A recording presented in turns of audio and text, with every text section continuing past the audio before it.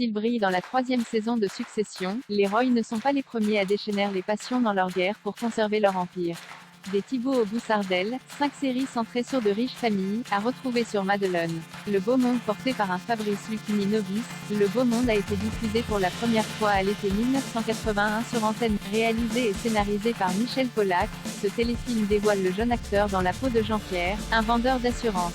Au lieu de passer ses vacances à Tourcoing avec sa compagne et la grand-mère souffrante de celle-ci, Jean-Pierre décide de partir seul en autostop, en quête d'aventure.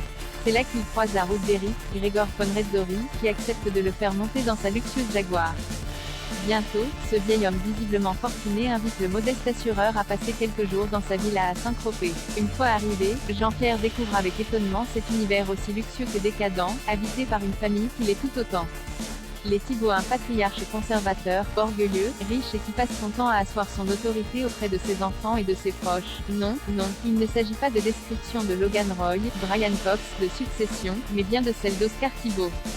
Incarné par l'inimitable Charles Vanel, le salaire de la peur, les diaboliques, la main au collet, ce personnage est la clé de voûte de la mini-série Les Thibault, diffusée entre décembre 1972 et janvier 1973 sur la première chaîne de l'ORTF.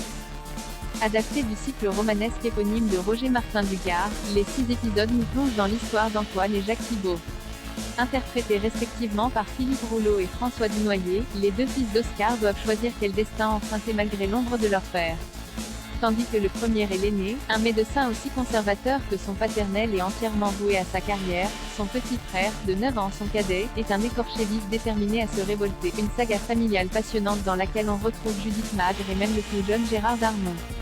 Les Boussardel mini-série en 5 épisodes diffusés entre octobre et novembre 1972 sur la 2e chaîne de l'ORTF. Les Boussardel est une adaptation des romans de Philippe Herriat, prix Goncourt en 1939.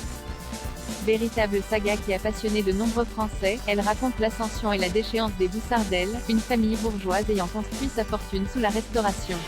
Menée par une troupe d'acteurs issus du théâtre à l'image de Janine Christine, Alexandre Rignot, Maya Simon, la série marque aussi les débuts d'un certain André Dussolier. Nous montrant l'évolution de cette incroyable dynastie formée par un père veuf et ses 4 enfants, les Boussardel dévoilent surtout la réalité qui se dissimule sous cet imposant vernis. Entre coups bas, jalousie, tension et actes d'une cupidité sans limite, le plan va se déliter et révéler que ses origines sont autant glorieuses que fabriquées.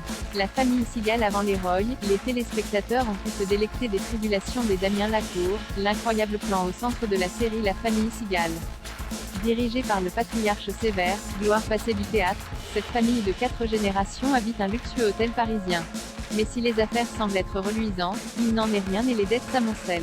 Devant ses ennuis d'argent, et alors que tous ses proches s'efforcent de vouloir poursuivre une carrière sur les planches ou au cinéma, la jeune Béatrice est lassée par cette vie de bohème.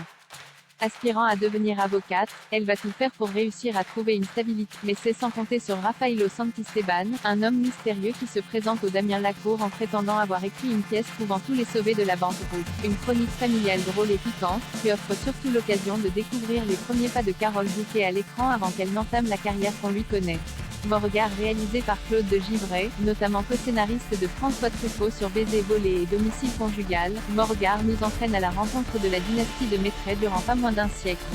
La série démarre en 1865, au retour d'Hippolyte de Maitret de Louisiane. Grâce aux bénéfices de son dernier voyage d'affaires, il fait l'acquisition du château de ses ancêtres en Touraine, le château Beauregard. Du 2e épisode qui nous transporte en 1885, lorsqu'Hippolyte impose à son fils d'épouser la fille des riches voisins, au 6e et dernier épisode situé à l'aube des années 1970, chaque acte de la saga se déroule à 20 ans d'intervalle. Retraçant 6 époques donc, du Second Empire à la 5e République, Beauregard offre une vision du pays à travers les aventures et mésaventures de ses descendants pas comme les autres. Au casting, on retrouve Claude Jade, la célèbre Christine Darvon des films de Truffaut. Brigitte Aubert, vue dans la main au collet d'Alfred Hitchcock, et Roger Pigault.